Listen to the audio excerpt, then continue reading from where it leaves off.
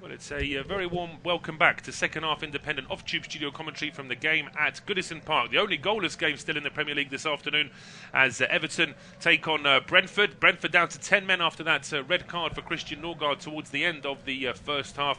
I think the general consensus between myself and my colleague here, Ben, is that it's a harsh red card in terms of there was no intent from Norgard, but then letter of the law, he's caught the man just below the knee. So I think once the referee's seen that on the monitor, it's very difficult for Chris Kavanagh to ignore. But it does change, of course, the balance of this game. Everton were already the side looking more likely to score in the first half, and now with that man advantage, you would expect them to go on and really try and push and get that first goal in this game. We'll see how it all plays out. No changes for either side. It's myself, Paul Szczerbakowicz, and Ben White taking you through the action. Ben, this really is now Everton's to win, you would think. It really is. They get an early ball in and cleared, but should be kept in by Collins. It looks like a 4-4-1 now. Well, at the moment, at least, when defending with Mbeumo on the right, McNeil would just win it back, and on the byline, I think he's run it out of play, though. Goal kick there for the away side. It was definitely an exciting first half, of course.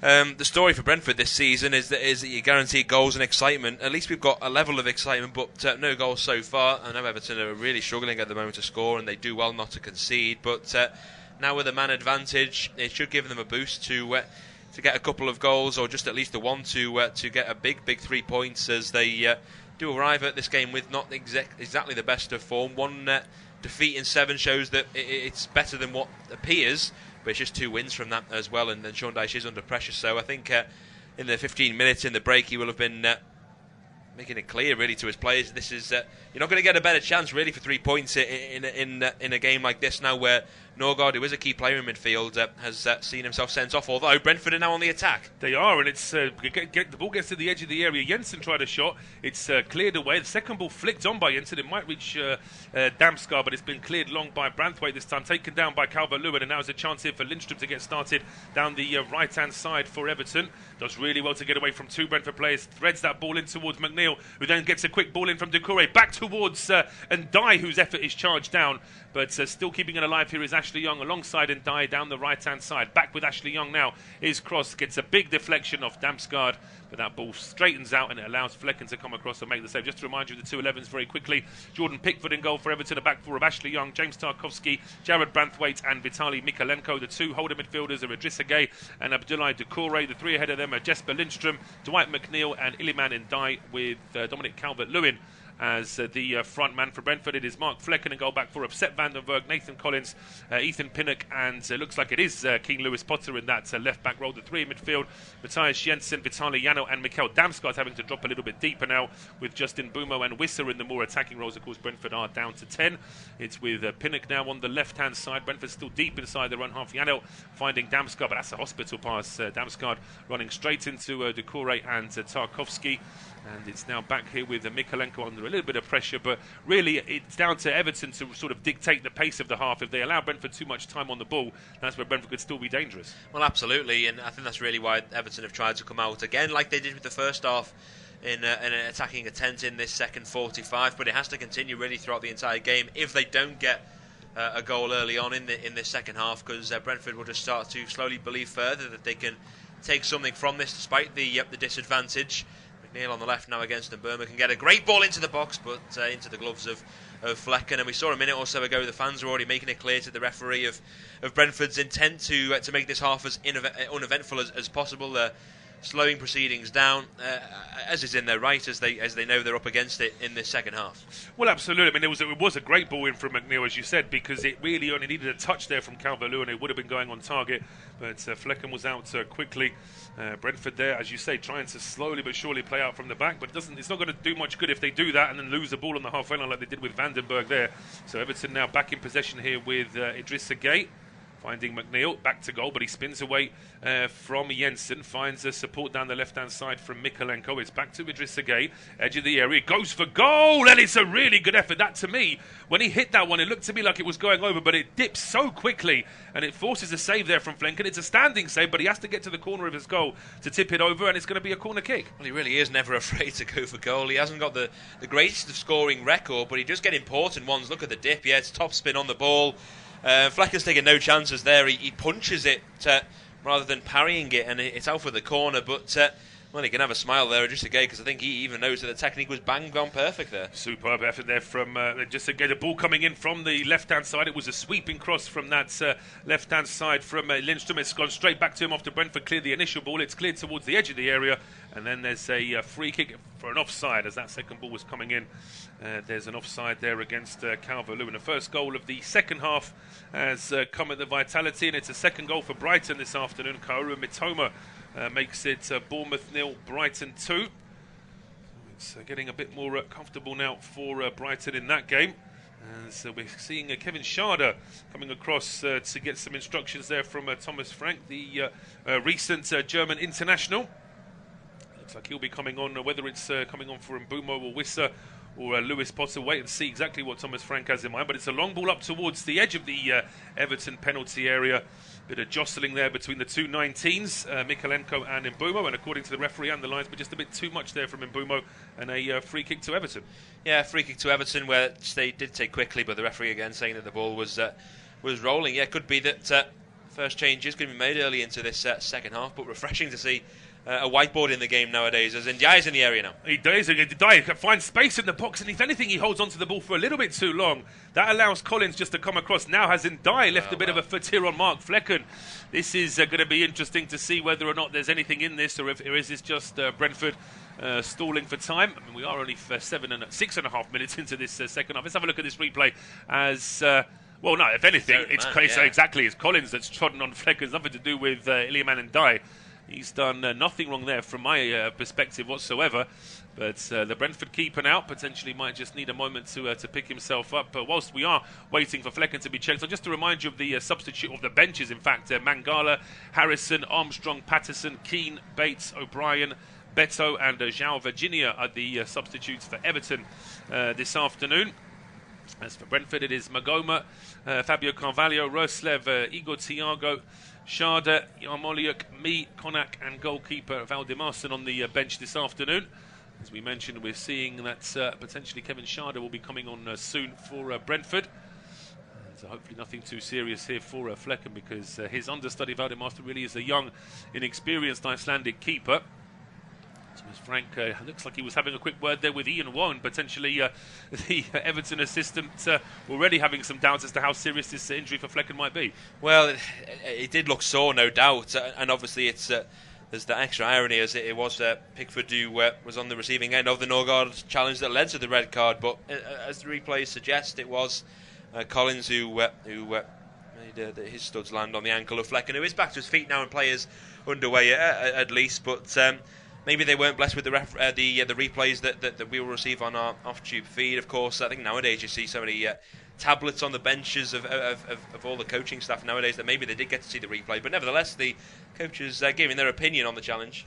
Absolutely. I mean, I think it's always part of the problem, isn't it? That they're going to get feeds, whether it's a live stadium feed or a feed off a TV company. But just getting back to the action here, Everton on the attack. Too quick pass from Idrissa Gueye on this occasion. Didn't look to see where his teammates were, and the ball is straight through towards Mark Flecken. No change in any of the other scores. In fact, just as I say that, there is a change in one of the other scores. Arsenal have now gone 2-0 up against Nottingham Forest. Thomas Partey with the goal for Arsenal there. So it looked like potentially a tricky game. Forest really have surprised a few people, and of course they're the only team to have got anything out of Liverpool at Anfield this season. But for the time being, it is Everton. Liverpool's neighbours, of course, from across Stanley Park. They're trying to get something started here at about 30 yards out from Brentford's goal here on the left-hand side. Branthwaite in towards Ndiaye. No options to get that ball into the penalty area. It's down with Mikalenko on the left-hand side. Now it's McNeil in a slightly deeper role this time. Feeds that ball into Idrissa Gueye, who fires one towards the edge of the area. Brentford got their arm up to say that Calvert-Lewin is offside. It takes a few seconds, but the linesman agrees. And it's absolutely right that the Everton fans will be frustrated with that, because he doesn't need to be offside. He would have got the ball anyway. Yeah, there's no reason to at all. He hasn't made a run forward. He's almost gone closer to Idrissa Gueye, who made the pass, and there's no reason, as we say. And he's a player that is always on the edge of the back line of his opponents, Calvert-Lewin, so he will be on the receiving end of offside calls very often, and he's had a couple of goals disallowed this season, I believe, already with with VAR eventually disallowing them. Tarkowski can comfortably nod that one back to Pickford. So I think it's as we were really with Everton having possession once again and looking to break down this very, very tight shape of Brentford, who for the remaining 35 minutes are going to want to continue to frustrate the Toffees. Absolutely, but form and history tells us that Brentford aren't the best team at soaking up pressure. They're one of the worst teams over the last 2 seasons in terms of holding on to a lead. So that should give some encouragement to Everton. The ball comes in from the right-hand side, and I'm not quite sure what happened there, because it seemed like there was on a plate for Ndai, who's now looking across towards the referee. Does he feel like he might have been brought down? We'll see from this replay here. It's Young's ball in from the right-hand side. I'm not so sure if Ndai, can't really tell from that angle anyway, because he was getting tangled there with Vandenberg. Just to say, we've got a third goal at Craven Cottage. It's João Gomez that's put Wolves 2-1 up away at Fulham. That'd be a big 3 points if Wolves can hold on to that one. They really will. At a time they so desperately need it. As we said, they had a remarkably difficult start to the season in terms of the fixture list, with only 1 win from 11 going into this one. It would keep them in the bottom 3, but they'd be only 2 points behind Everton. Big win for Crystal Palace if they can hold on to it at Villa Park, as well as they've had a torrid start to their season as well, the South Londoners. But at the moment there's some teams there down at the bottom that are making it a happy Saturday. Absolutely, trying to get away from that bottom 5, bottom half of the table, as far away from that relegation zone as possible. As Everton once again on the attack, it's with Lindstrom at the edge of the area. Shots against a big deflection and goes away from goal. Flecken was standing underneath this crossbar just in case, but you can see that ball is going to go away from him. So it's another corner kick to Everton. It would have felt like a long 12 minutes here for Brentford at the start of this second half. It's a good bit of charging down there at the edge of the area, but how long can Brentford maintain this without too much of an outlet to get away from their own half? We'll wait and see, but it's going to be a corner kick for Everton from the right-hand side. It's going to be swung in by Dwight McNeil.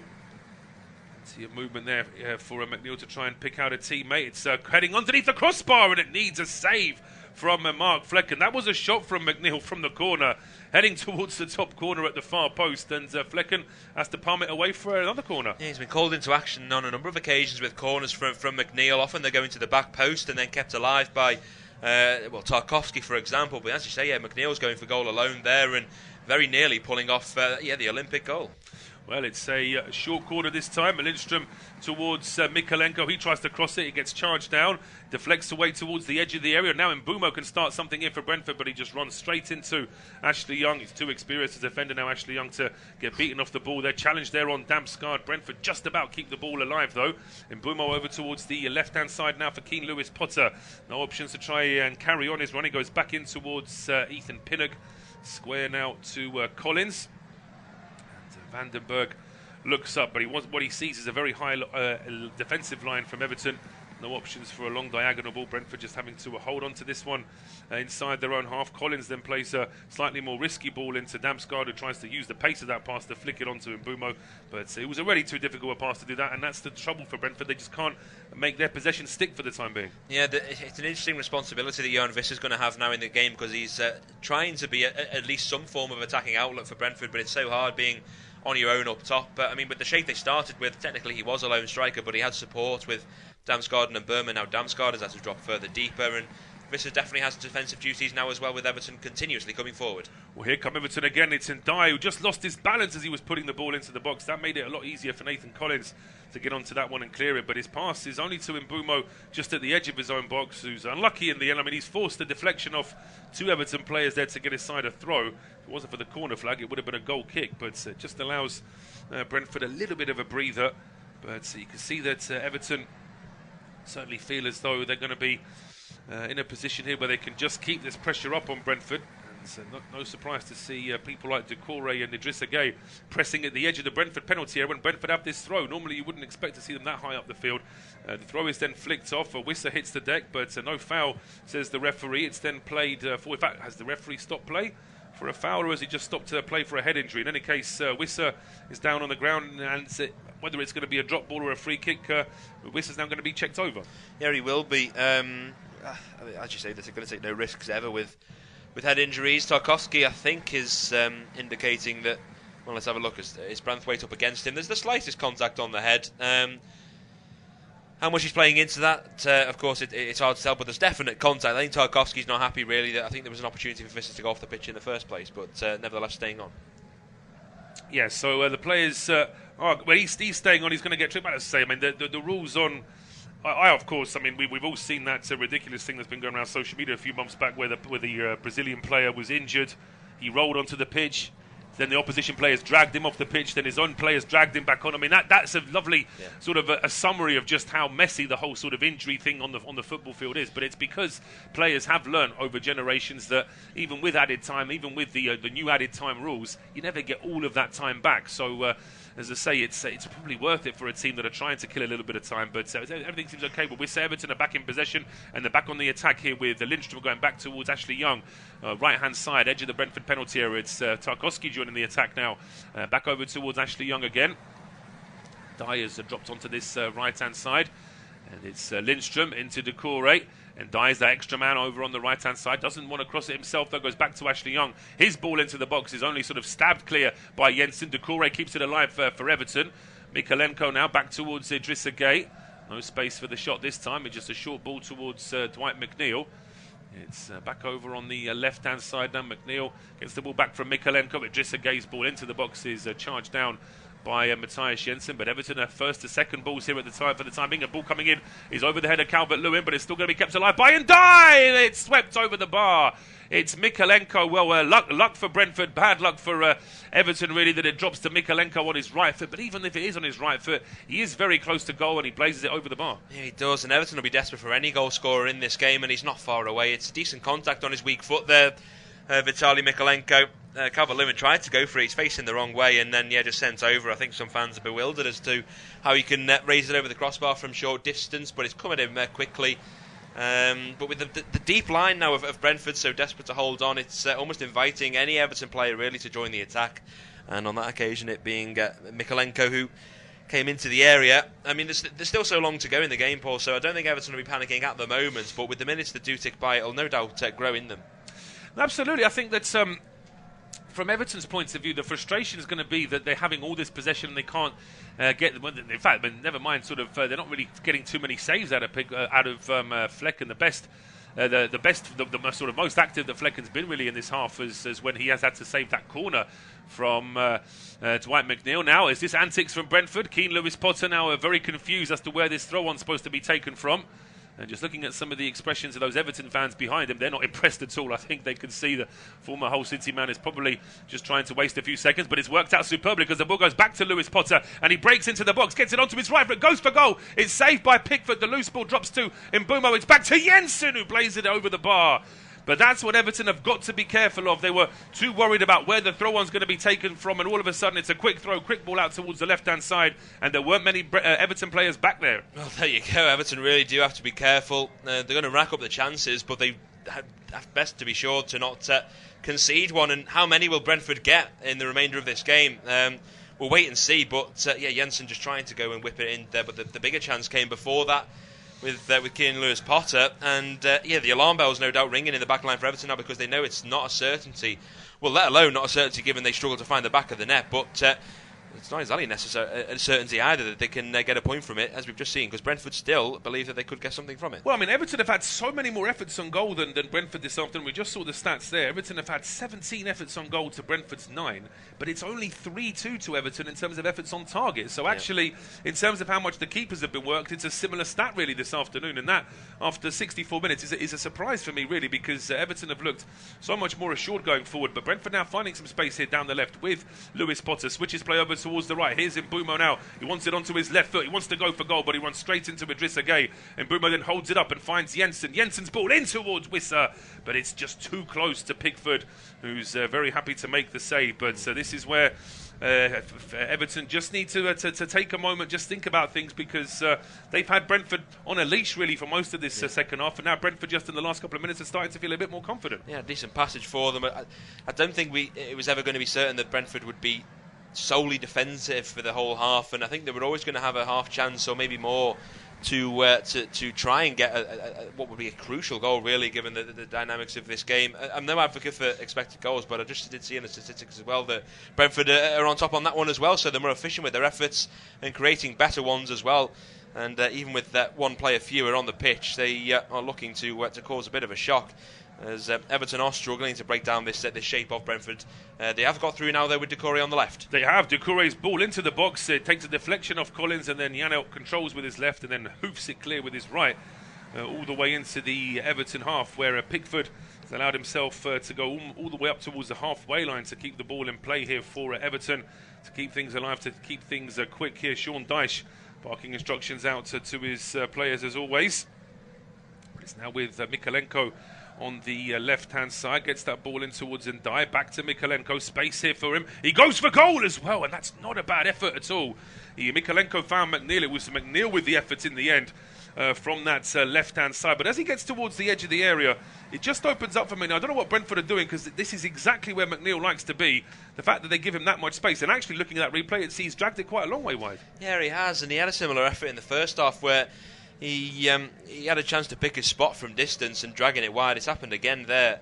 I remember it was 2 years ago now when he did get the only goal of the game in a win against Brentford inside the first minute, and it was again from a similar position of the pitch with his left foot from the edge of the area into the far corner. He's tried to go for it again there, but fluffing his lines, and it's just yet another chance from distance. They're the vast majority of the efforts that Everton have had in the game as well. A lot from McNeil and a lot from Idrissa Gana Gueye as well. They can't really create any in the area, and they're not going to do it with the ball towards Calvert-Lewin like that. It was poor from Lindstrom, but then gone sliding in on Damsgaard, his Danish compatriot, as the referee played advantage, and I think he just played a double advantage as he was about to blow the whistle, but Damsgaard did brilliantly to continue. He did brilliantly to continue. The ball out from Damsgaard was a little bit too telegraphed, though, where Mykolenko could see that one coming from last week, so he's able to get underneath that and head it away. There's a bit of a tangle there between Collins and Calvert-Lewin off the ball, but no issues for the referee. Brentford are in possession inside the Everton half. It's Janelt over towards the left-hand side now for Keane Lewis Potter. 3 Brentford players waiting in the area if Lewis Potter can find them. He goes for goal, which is absolutely the worst option there from Lewis Potter,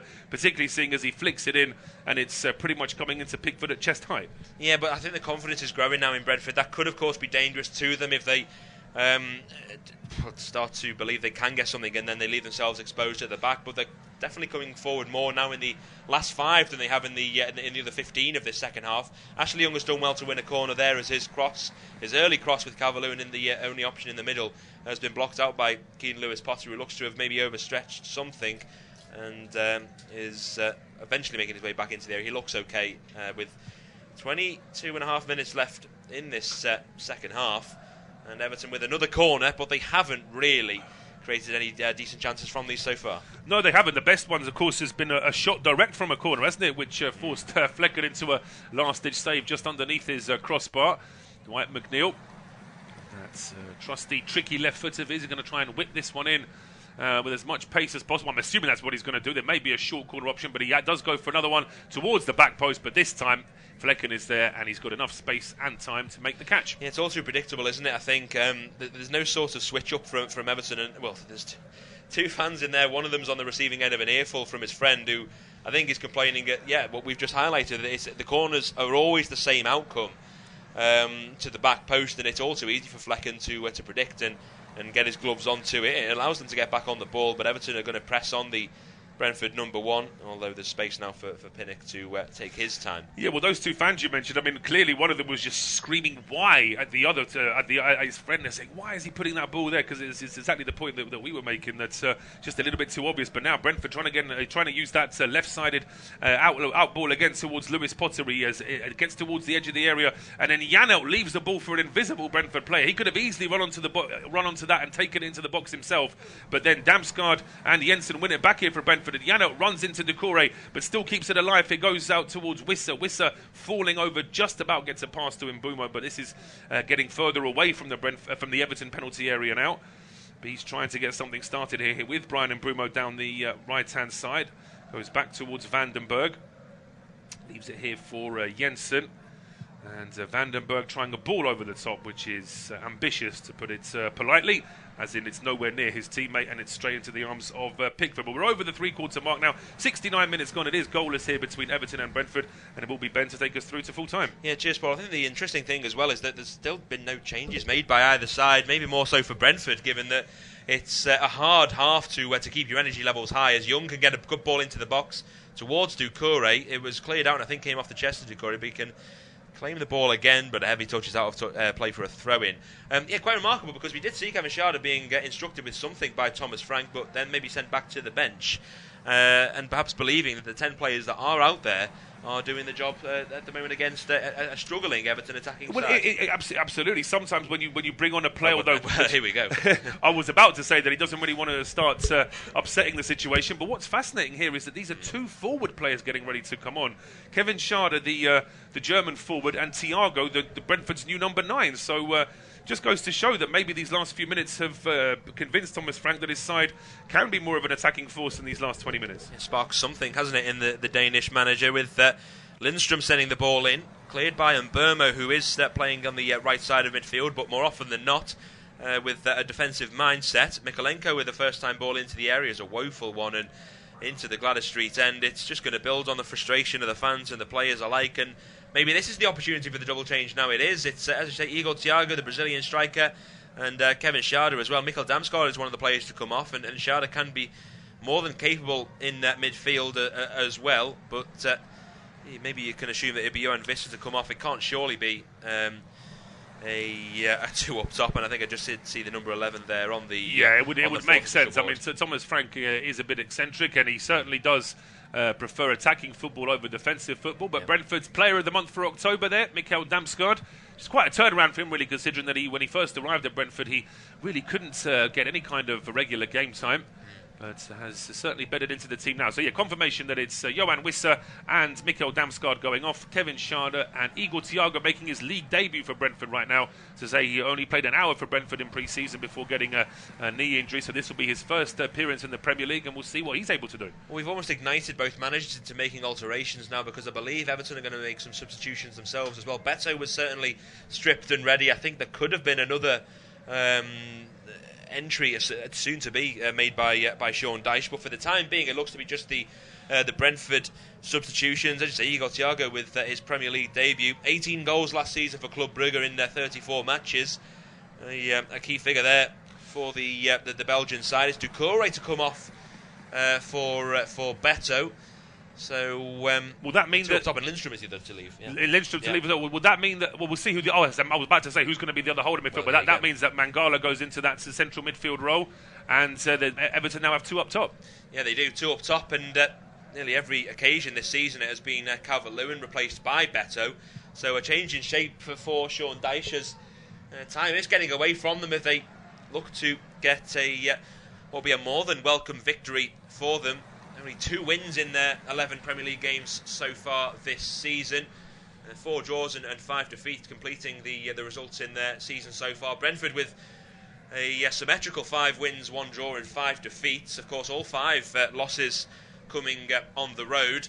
But it would be a very, very valuable point if they are to come away from Merseyside with a draw. Ndiaye still on the pitch and still as lively as ever, can find Calvert-Lewin. Mangala goes into a blind alley, but the second ball falls kindly to the Senegalese Ndiaye.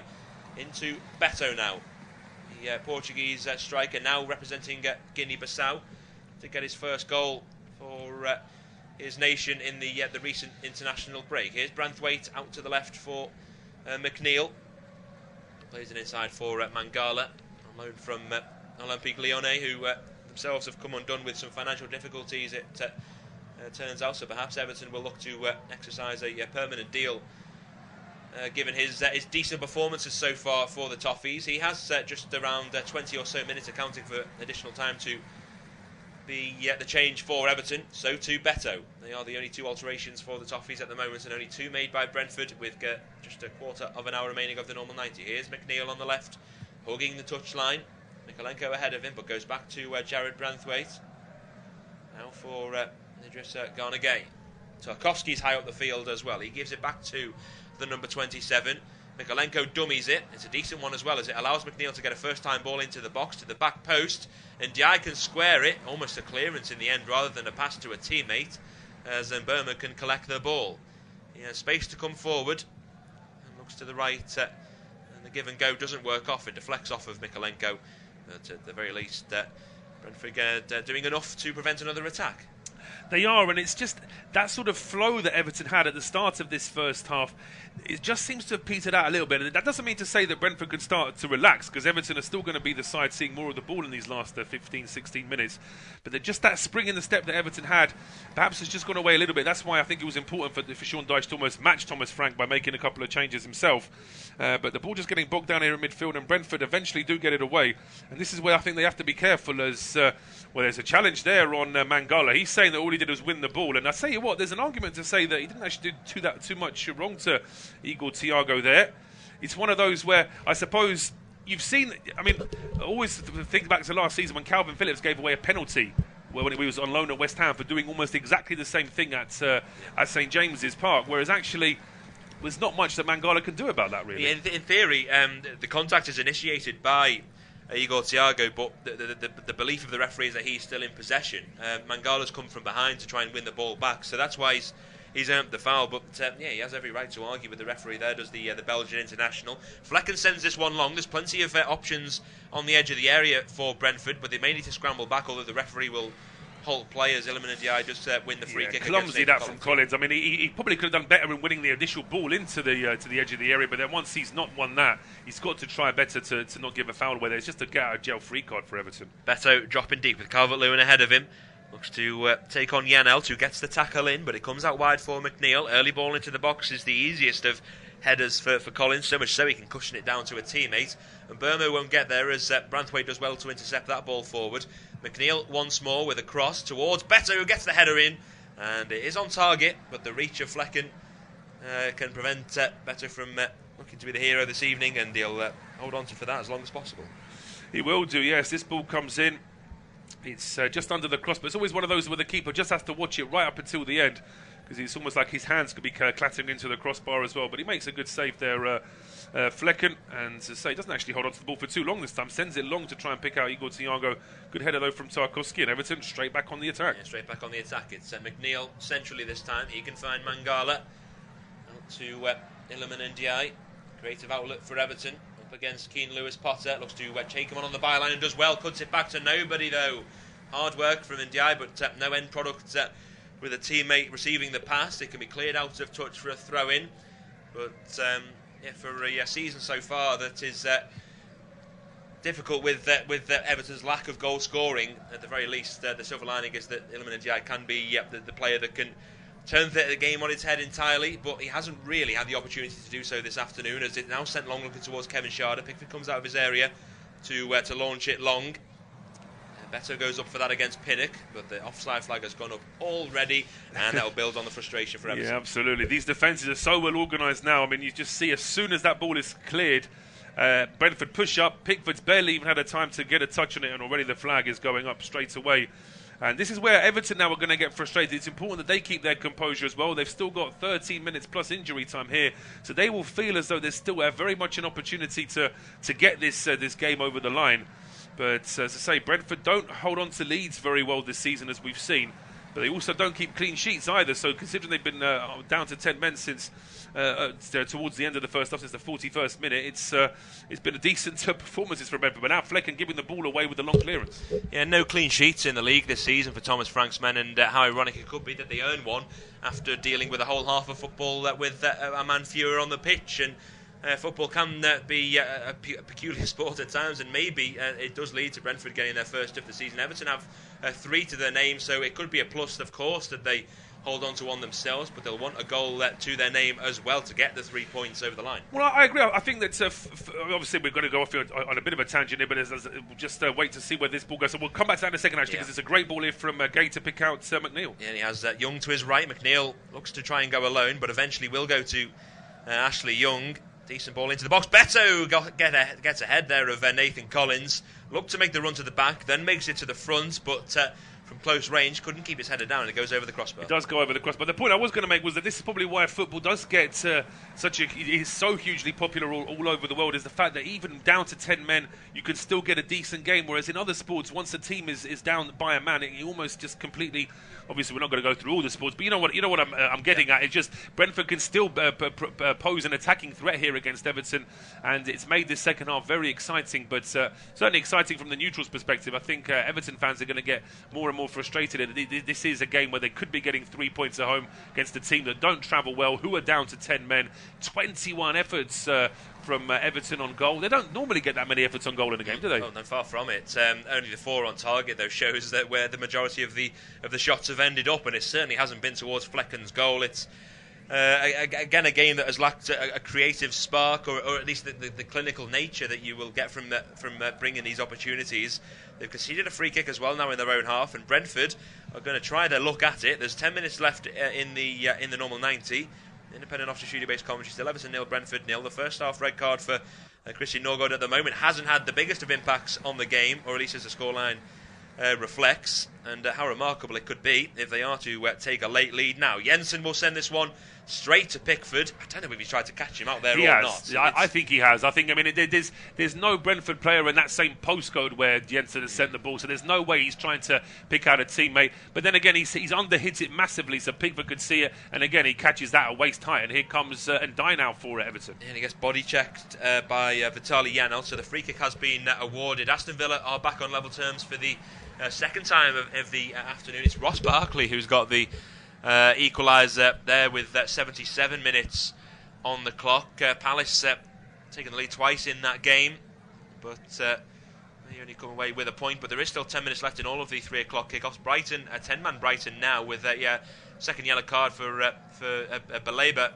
Whilst they were 2-0 up, but they're holding on to it as things stand. So it's 2-0 to Arsenal, 2-2 between Villa and Palace, 2-0 to Brighton at the Vitality against Bournemouth, and it's Fulham 1, Wolverhampton Wanderers 2.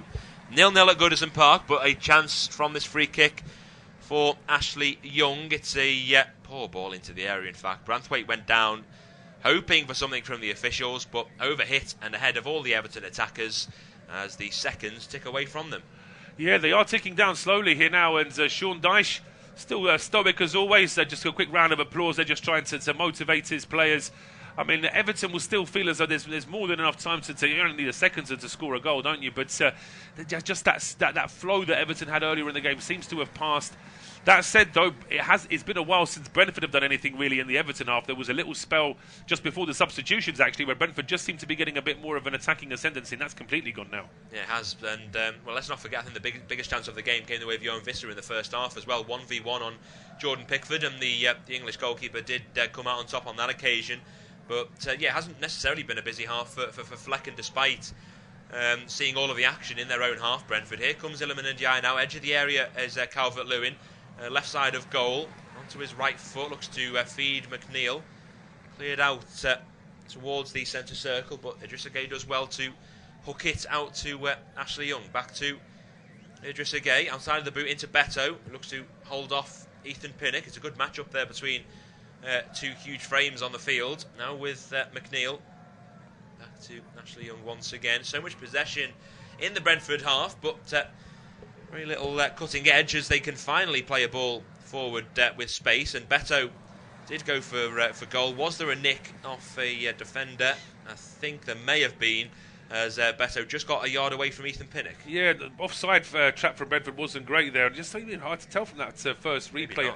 It looks like he has just toe-ended it at a slightly funny angle there, and away for a goal kick. But say Brentford at the moment are taking goal kicks and giving the ball straight back to Everton. So if Brentford want to make it a bit easier for themselves in these last 7 minutes, they've got to try and hold on to the ball when they have a goal kick. But then they're not brave enough at the moment to play out from the back either. It's the final game in November for Everton, and December will be a very, very difficult month for them. Manchester United, Liverpool, Arsenal, Chelsea and Manchester City all in December for the Toffees. They had a relatively easy run of fixtures at the start of the season, but they haven't really made the most of it. Ball into the box now by Mykolenko. It comes eventually to Dwight McNeil, who may go for goal as he gets the yard of space. Deflected, and an easy save there for Flecken, who will happily take that down his throat. Yeah, he needs to make sure that he holds on to that one, Mark Flecken. There was plenty of traffic in front of him to take advantage of that if he can't hold on to the ball. And we'll see again here as McNeil goes for the shot. It does take a big deflection, actually, which really does straighten the ball out. Sometimes those deflections can actually help the goalkeeper in terms of seeing exactly where the ball's going to go. It's another long clearance from Flecken, header forward from Young, another header forward here from Mangala, when all of a sudden Everton are back in possession, but this time the ball is just given away. It's plenty of hopeless balls played forward, really. This time it's from Idrissa Gueye again. Incidentally, Brentford's next game is a week today at home against a struggling Leicester City side. Home form has been far better for Brentford this season, of course, compared to the away from home. But this will be a very vital point. It will be a vital point. I mean, Everton away has proved to be a difficult game for Brentford over the last few seasons. As we mentioned, Everton with 3 straight wins against Brentford before today and 4 games unbeaten. But Brentford have never taken a point off Leicester in all the games that Leicester have had in the Premier League against Brentford. So that could prove to be a difficult one next week. Here come Everton again, though. Yeah, they do. It's with Ilman and Ndiaye on the left-hand side. Mikalenko continues his run forward, and Ndiaye looks to go solo. Easy clearance and out of play for another Everton throw-in. Still inside the Brentford half, though, as they continue to apply the pressure. Although there will be a stoppage in play as Brentford look to make their 3rd change of the afternoon. Vitaly Janelt makes way, and on in his place will be Yeho Yarmoluk, the Ukrainian. And again, maybe just for the extra bit of energy in these final minutes that remain. Yes, absolutely. It's pretty much alike for Yarmoluk. Maybe he's just a little bit more attack-minded than Janelt, but he is a straight central midfielder. So his role will be just to try and shore things up, perhaps give Brentford a bit more of an option to make that ball stick in midfield if they are able to get it away from their own penalty area. But you would imagine the way it's been going the last 10 minutes or so, it's going to be one-way traffic towards the end of this game now. Yeah, as we can assume, really, defensive duties for him. But fresh legs in the midfield. They did lose a midfielder in Norgard in the first half, so it has forced Thomas Frank into rethinking things. Beto loses that battle against Collins as he can clear it out, and not once but twice, in fact, and only as far as Ndiaye on this occasion. Inside for his Senegalese compatriot in Idrissa Gueye. He'll get the ball back as it ricochets off of Yarmoluk into Calvert-Lewin now, who goes for goal from distance, deflects and then hits Beto, which allows Brentford to clear it into the Everton half. So quickly back into the Brentford half with Tarkowski, the former Bees player, into Mangala. Dwight McNeil considered a deep cross. Now for Mangala again, into Ashley Young. Plenty of passes in the attacking half, as we've mentioned, but not that many incisive ones. Now recycled into defence with Branthwaite for Idrissa Gueye. 3.5 minutes left of the normal 90. Will Everton get a late goal for only their 3rd win of the league this season? Here's McNeil, tackled out by Jensen. Now with Mangala once again. It's such a tight shape now. It looks like a back 6 at the moment for Brentford, with Mbermo helping out there as well. Here's Igor Thiago now, though. First time we've really mentioned him since coming on, but the Brazilian can hold up play well and has plenty of time to consider his options. Short ball to Keane Lewis Potter. Now for Janssen, who looks to go down the line, will do so over the head of Ashley Young, and it will be collected by Kevin Schade, kept in by Keane Lewis Potter, but it looks as if the offside flag has gone up against the number 7. Although when they do have the ball at their feet, it will be very welcome to them. Yes, absolutely. I think that's been the problem for Brentford, is just not been able to keep the ball on the deck for long enough to give those technical players a bit more of a chance to actually try and show something. It's almost like Brentford have accepted their fate now at the end of this game. If they get an outlet, they'll try and use it, but now they know they've just got to make sure that they're going to hold on to this point and this clean sheet if they can do. Tarkowski out to the right-hand side for McNeil. Young on the overlap. McNeil sends an early ball in. Not enough height on it at all, as it's launched forward by Ethan Pinnock. Branthwaite, every outfield player in the Brentford half as things stand, with Mangala squaring it for Tarkowski. Now McNeil once again, a creative outlet forced to drop deep as they get more and more desperate, Sean Dyche's men. Ashley Young, good ball forward to Idrissa Gueye. He's doubled up on though by a couple of Brentford players. He wants a free kick. The linesman won't give it, and then eventually will award a throw-in for Brentford after the last touch came off of Idrissa Gueye. Ashley Young not too happy there with the decision made by the man on this near side. Shoulder barged over, and the last touch sends it out for a Brentford throw-in.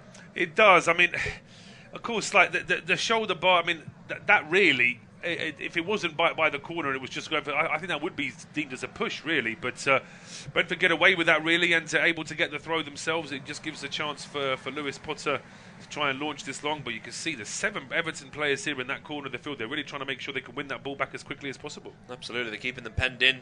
Or Everton. It's going to be Ashley Young to win it back.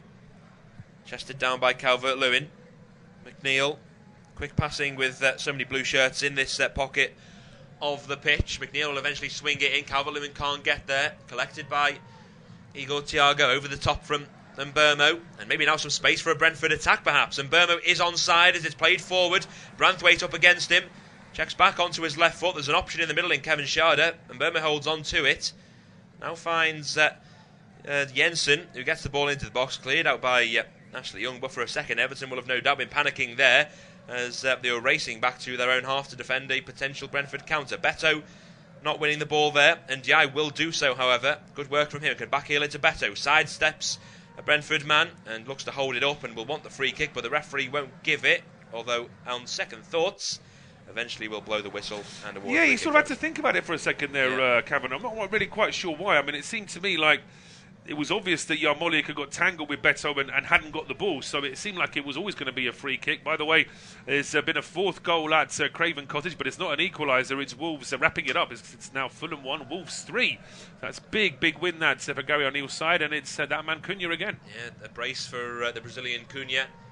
Such an important time for them. Arsenal have got a third as well, as we see 4 minutes, just 4 minutes awarded at Goodison Park for additional time. Ethan Monieri with the third incidentally for the Gunners. Yeah, I mean, Sean Dyche, as again, I can't broadcast what he said to the fourth official there, but you can imagine he couldn't believe it was only 4. The cross comes in, and it's just glanced wide in the end by Branthwaite. Never really gets on the end of it.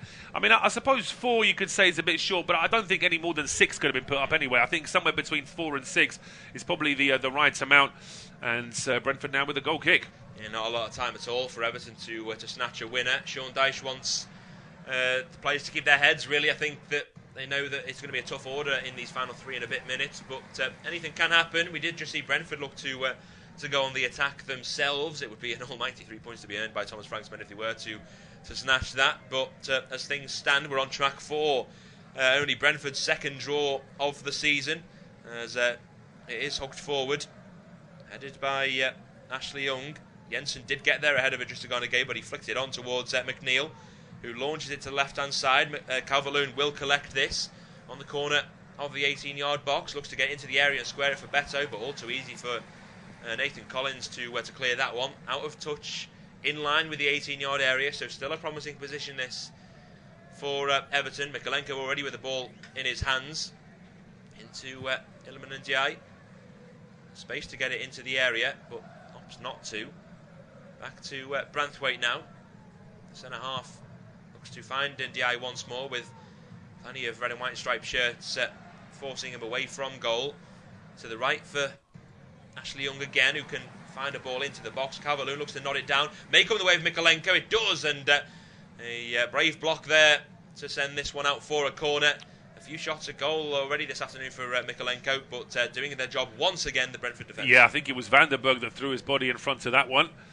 Less than 2 minutes to go now in terms of the injury time that was shown, the 4 minutes, but it's another opportunity here for Everton from a corner kick. There's been a couple of good corner kicks, but there's been too many average ones, I think, from them this afternoon. Yeah, far too many. It's going to be Ashley Young, in fact, this time to take a corner from the far side, the in-swinger. It's a decent one towards McNeil, who's in the box, but it's cleared by a couple of Brentford players. Back to Mikolenko, can find his fellow fullback in Ashley Young. Mikolenko will loft it into the box. Tarkovsky nods it down. Comes the way of Beto, blocked on the 6-yard line.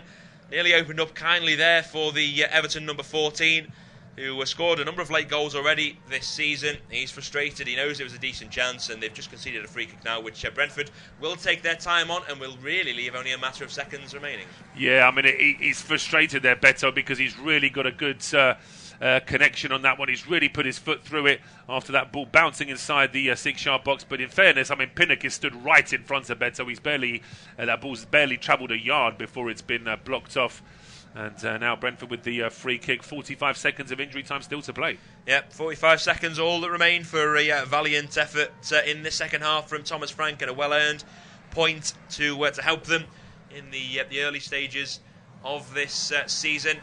The draw would jump them up into the top half. In fact, of course, Tottenham are not too far away from playing away from home against Manchester City, but it would see them go ahead of Ange Postecoglou's men. Everton would stay in 15th, and as things stand would be 3 points ahead of the relegation zone. But as I say, it's a very tough December that awaits for them, with some big games in there. Pickford will go long with 5 seconds left of the 4 minutes, so it is last chance saloon. Won't reach McNeil. Easy clearance, and Igor Thiago may have a chance, but Branthwaite can shrug him off at the referee's discretion now, as it's played to Ashley Young, but the referee does indeed blow for the full-time whistle, and no doubt a chorus of boos at Goodison Park as it's another failure of victory for Everton, who continue in this poor run of form.